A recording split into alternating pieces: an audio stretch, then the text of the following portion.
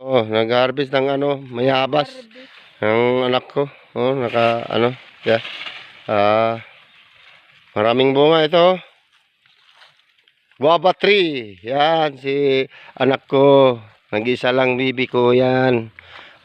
Mahal na mahal ko yan. Si Ate Lalin. Yan. Yung uncle niya, oh, guwapo, oh. Yun, si Uncle Jabo. Guwapo. Magandang lain yan. Nakabuntis pa ito. Yan. 50 edad. Oh, nakabuntis pa.